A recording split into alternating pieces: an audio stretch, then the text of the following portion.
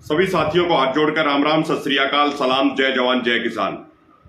भाइयों, जो आज का मुद्दा वो बड़ा महत्वपूर्ण मुद्दा है और महत्वपूर्ण इसलिए है क्योंकि बीजेपी की जो यूपी की इकाई है, बीजेपी पार्टी की, उसने 29 तारीख को यानी कल एक ट्वीट किया है और उस ट्वीट में सीधे तौर पे किसानों को धमकी दी है। पहले आपको उस ट्वीट के बारे में बता देते हैं। ये ट्वीट कल 29 तारीख को सुबह 9:24 पे बीजेपी पार्टी की जो यूपी की इकाई है उसके ऑफिशियल ट्विटर हैंडल से हुआ है। और उस ट्वीट में क्या दिखाया गया है कि एक आदमी जो अपने कंधे पे लट रखे हुए है और उसके ऊपर लिखा हुआ है किसान आंदोलन, वो आगे जा रहा है, सामने से एक आदमी आ रहा है। महत्वपूर्ण बात यह भी है, जो किसान आंदोलन का साथी है वो हरे कपड़े पहनाया हुआ दिखाया गया है। आगे एक आदमी आ रहा है जो भगवा कलर के कपड़े से पहने हुआ है और वो उसको कह रहा है, जिसके ऊपर किसान आंदोलन लिखा हुआ है, उसको कहा जा रहा है कि भाई सुना है कि तुम लखनऊ जा रहे हो, कि मैं पंगा मत लियो, नहीं तो योगी इलाज कर देगा, बक्कल तार देगा, ऐसा कुछ उसमें लिखा हुआ है और ऊपर से पर्चे भी बना देगा।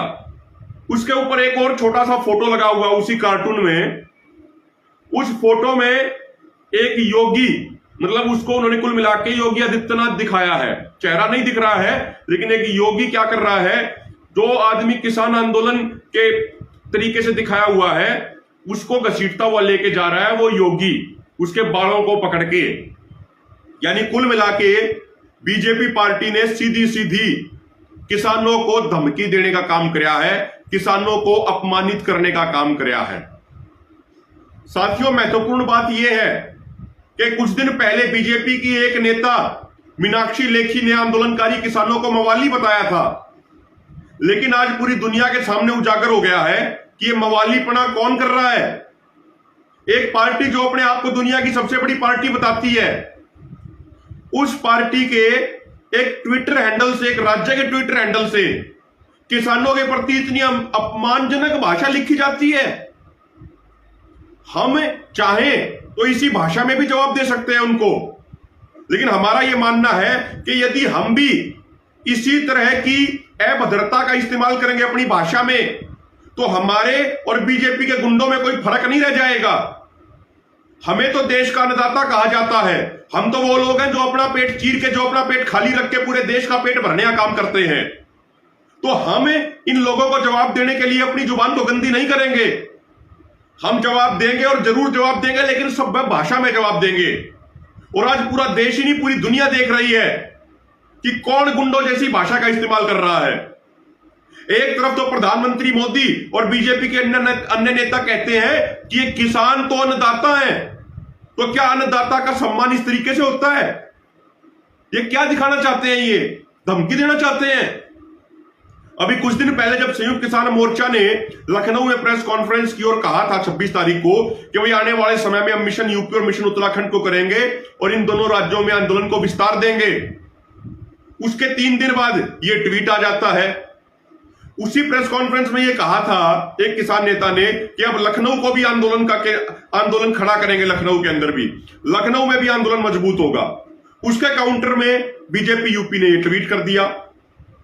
साथियों, इनकी जो भाषा है, बीजेपी वालों की भाषा, एक तरीके से लोकतंत्र में कहीं भी जायज नहीं ठहराई जा सकती। ये गुंडो मवाली जैसी भाषा का इस्तेमाल ये खुद करते हैं। और सबसे बड़ा सवाल ये उठता है, क्या योगी आदित्यनाथ और बीजेपी पार्टी ऐसे ट्वीट करके किसानों को उकसाना चाहती है, किसानों को भड़काना चाहती है? क्या यह किसान आंदोलन इतना शांतिपूर्ण चल रहा है, इसने रिकॉर्ड बना दिया पूरे विश्व में। 8 महीने से ऊपर हो गए हैं, एक पत्ता तक नहीं टूटा, इतना शांतिपूर्ण आंदोलन है। लगातार हमारे किसानों की शहादत की खबरें आती हैं, उसके बावजूद किसान इतने शांतिपूर्ण बने हुए हैं। और हमारी उसी शांति, उसी एकजुटता, उसी अनुशासन से बीजेपी पार्टी को डर लगता है। साथियों, इस तरीके की बयानबाजी ये बीजेपी आरएसएस के असली चेहरे चरित्र को उजागर कर देता है।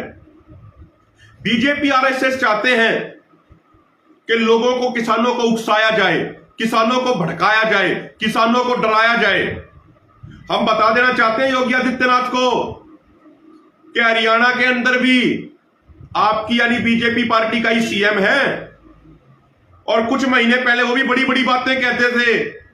वो भी कहते थे कि सैकड़ों में सभाएं करेंगे, गांव गांव में जाएंगे, किसानों को कानूनों के फायदे बताएंगे। बहुत लंबी चौड़ी बातें फेंकते थे मनोहर लाल खट्टर। उनको समय रहते समझाया था किसानों ने कि किसान तो इन 3 कृषि कानूनों के खिलाफ हैं और इनको रद्द कराना चाहते हैं, लेकिन वो माने नहीं। वो भी आपकी तरह घमंड में चूर चूर हो गए थे और उन्होंने कहा कि सभाएं करेंगे। पहली सभा हुई उनकी कैमला में, कैसी सभा हुई थी पूरे देश ने देखा था। उसके बाद उन्होंने कई कार्यक्रम और दिए, रोहतक के कार्यक्रम दिए। रोहतक में क्या हुआ था, वहां भी जबरदस्त विरोध हुआ, हिसार में भी जबरदस्त विरोध हुआ, सोनीपत के आवड़ी और बड़ौली गांव में तो वो कार्यक्रम करने की हिम्मत ही नहीं कर पाए। एक दिन पहले कार्यक्रम वापस ले लिया अपना, विड्रॉ कर गए, भाग गए, डर गए। कैमला गांव में हेलीकॉप्टर नहीं उतरने दिया था लोगों ने, हेलीकॉप्टर ऊपर ही ऊपर उड़ता रहेगा था और ऊपर से ही चला गया था। हिसार में क्या हाल हुआ इन लोगों का, बीजेपी जेजेपी वालों का। उप मुख्यमंत्री एयरपोर्ट की दीवार तोड़ के भागता है जैसे चोर भागते हैं। ये किसानों से टकराने की कोशिश ना करें बीजेपी वाले। ये किसान तो वो कौम है, हजारों सालों का इतिहास है। जब आप लोगों को कोई जानता नहीं था, बीजेपी आरएसएस वालों का कोई इतिहास नहीं है। और जो इनका इतिहास है, वो इतिहास भी ये है कि जब देश की आजादी का आंदोलन चल रहा था तो उस समय आरएसएस वाले लोग अंग्रेजों की गुलामी कर रहे थे, अंग्रेजों के कौवे चाट रहे थे, अंग्रेजों के लिए मुखबिरी करने का काम करते थे, क्रांतिकारियों के खिलाफ काम किए आरएसएस वालों ने। और इस किसान कौम का इतिहास क्या है, हजारों सालों का इतिहास उठा के देख लो। चाहे कोई भी कितना बड़ा तानाशाह आया, कितना बड़ा क्रूर शासक आया, उसका इलाज इन किसानों ने ही किया था, इस किसान कौम ने ही किया था। जो लुटेरे जो बाहर से आए थे, जो लुटेरे सोमनाथ का मंदिर लूट के लेके जा रहे थे, तो उनको हरियाणा में आने के बाद किसानों ने उन लुटेरों को लूटा था, उन लुटेरों को पीटा था। ये किसान कौम वो कौम है। ये जो खाप पंचायतें हैं, इन खाप पंचायतों का जो केंद्र, अड्डा, हेडक्वार्टर वो यूपी के ही सोरम गांव में है। और शायद इन बीजेपी वालों को, ये आरएसएस वालों को पता नहीं, इन खापों का वो इतिहास रहा है कि जब इन खापों की बैठक होती थी, ये कोई डिसीजन लेते थे, ये किसी बैठक में बैठ के हुक्का गुड़गुड़ाते थे तो दिल्ली की सत्ता हिलती थी। और आज 8 महीने से इस किसान आंदोलन ने, इन लाखों किसानों ने मोदी सरकार को घुटनों के बल पे ला दिया है। और पता तो इनको भी चल गया कि कानून तो वापस लेने पड़ेंगे और एमएसपी गारंटी कानून बनाना पड़ेगा। बस अब तो ये घमंड में चूर हो रखे और कुछ नहीं है इनका। और अब ऊपर से योगी आदित्यनाथ ऐसी भाषा का इस्तेमाल करते हैं। योगी आदित्यनाथ और बीजेपी यूपी के ऐसे ट्वीट से साफ हो गया, जो बात हम कहते आए हैं कि इनकी सोच किसान विरोधी सोच है बीजेपी वालों की। ये बीजेपी वाले चाहते हैं कि खेती किसानी इतना घाटे का सौदा बन जाए कि किसान अपनी जमीन बेचने पे मजबूर हो जाए और उसके बाद बड़े बड़े कॉर्पोरेट घरानों, इनके यारों यानी अंबानी अडानी को सस्ते दामों पे जमीन मिल जाए। और जब जमीन नहीं रहेगी किसान के पास तो बंधुआ मजदूर बनने के लिए मजबूर होगा। और वही कंपनियां जो हमारी जमीन सस्ते दामों में छीनेंगी, वही कंपनियां फिर इन किसानों को बंधुआ मजदूरों के तौर पे इस्तेमाल करेंगी, इनका शोषण करेंगी। आज यूपी की स्थिति यह है, गन्ने पेमेंट का 12,000 करोड़ बकाया है योगी आदित्यनाथ जी। कौन पेमेंट करेगा? बड़े बड़े भाषण देते हैं, बड़ी बड़ी बातें कहते हैं, पेमेंट नहीं हुई। कानून यह है कि 15 दिनों में पेमेंट नहीं होगी तो ब्याज मिलना चाहिए। अरे ब्याज तो छोड़ दो, यहां पे मूल ही नहीं मिल रहा। जो हमारी मेहनत है, जो खून पसीने की कमाई है, वो नहीं मिल रही। और उसके अलावा यूपी में क्या कहा था आपने 2017 से पहले? आपके भी सर्वे सर्वा, आपके बॉस प्रधानमंत्री मोदी ने क्या कहा था कि पहली कलम से किसानों का कर्जा माफ करेंगे। यूपी में कितने किसानों का कर्जा माफ हुआ? किसी को 36 रुपए का चेक दिया, किसी को 100 रुपए का चेक दिया। आपने कर्ज माफी योजना का भी मखौल बना दिया, उसका मजाक उड़ा दिया। किसानों की भावनाओं का वहां भी आपने अपमान किया। उत्तर प्रदेश के अंदर पिछले 4-5 सालों में कई रिपोर्टें कहती हैं महिलाओं के खिलाफ अपराध बढ़ गए हैं। तो योगी आदित्यनाथ और ये बीजेपी वाले कान खोल के सुन लें, और इनके जो सर्वे सर्वा दिल्ली में बैठे ये भी कान खोल के सुन लें। हमारा आंदोलन शांतिपूर्ण था, शांतिपूर्ण है, शांतिपूर्ण रहेगा। हमारा आंदोलन अनुशासन में, एकजुटता में था, है और रहेगा। आप कितना भी भड़काने का उकसाने का प्रयास कर लें, हम भड़कावे व उकसावे में नहीं आने वाले हैं। और एक बात और सुन लें कि ये किसान कौम है, ये कौम ना डरेगी, ना पीछे हटेगी, ना दबेगी, ना झुकेगी। यदि जरूरत पड़ी तो एक एक किसान सरकार की गलत नीतियों के सामने अपना सर कटा लेगा, लेकिन सर झुकाएगा नहीं। अपनी कुर्बानी दे देगा, अपना बलिदान दे देगा, लेकिन पीछे नहीं हटेगा, सर नहीं झुकाएगा।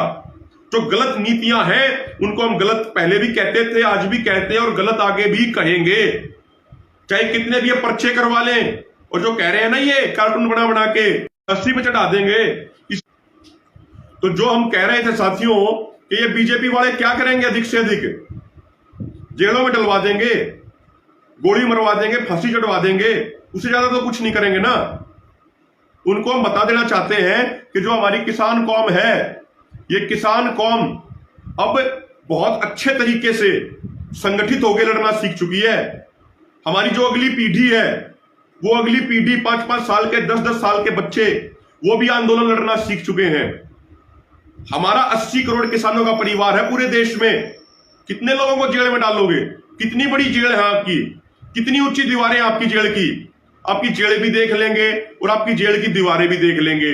आपकी, अगर आप हमारे ऊपर हिंसक कार्रवाई करना चाहते हो, गोली चलवाना चाहते हो, वो भी आपकी देख लेंगे। फांसी तुड़वाना चाहते हो, वो भी देख लेंगे।